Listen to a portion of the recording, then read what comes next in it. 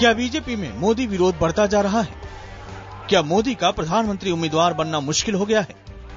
ये सवाल अब बीजेपी में ही अंदर खाने अहम हो गए हैं।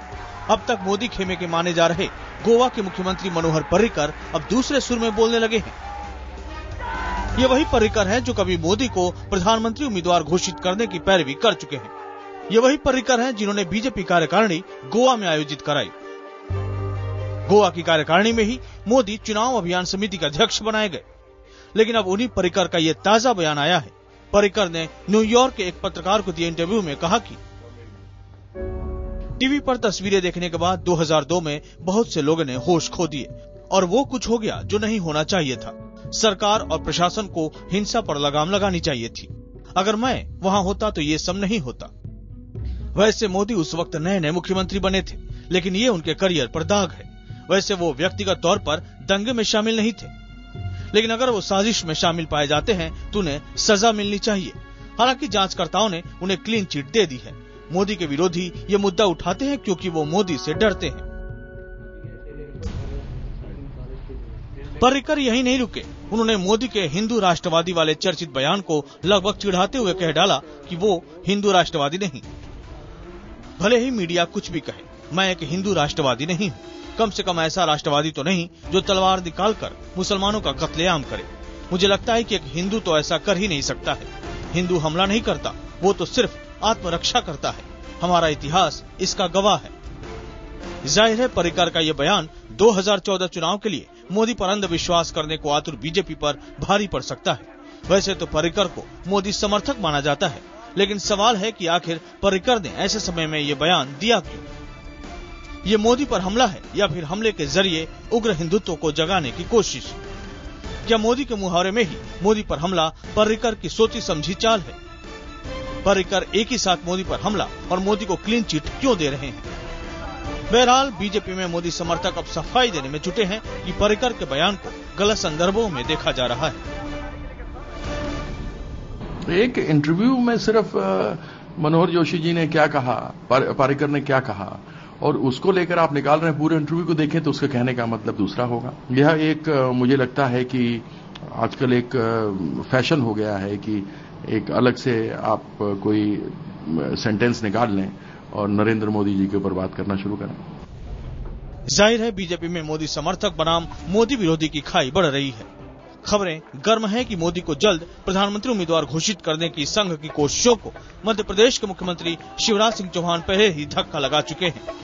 सूत्रों के मुताबिक शिवराज ने संघ से कहा है कि मध्य प्रदेश चुनाव से पहले मोदी को उम्मीदवार बनाना उनके लिए नुकसानदेह होगा। इसी बीच आईपीएस वंजारा के चिट्ठी बम ने भी मोदी खेमे को गहरा आघात पहुंचाया है। माना तो यहाँ तक जा रहा है कि मोदी ने इन्हीं दबाव में कहा कि वो प्रधानमंत्री बनने के सपने नहीं देखते, काम करने में यकीन रखते हैं। Bureau report, IBN 7। और नरेंद्र मोदी पर गोवा के मुख्यमंत्री मनोहर पर्रिकर के बयान के बाद राजनीतिक हलकों में भूचाल आ गया। बीजेपी की सहयोगी पार्टी शिवसेना ने कहा कि पर्रिकर के बयान को नए हालात में समझना होगा, तो दूसरी तरफ कांग्रेस ने पर्रिकर के बयान के बहाने एक बार फिर से मोदी को घेरा है। इन सब के बीच खुद मनोहर पर्रिकर ने कहा है कि उनका इंटरव्यू पूरा पढ़ने की जरूरत है।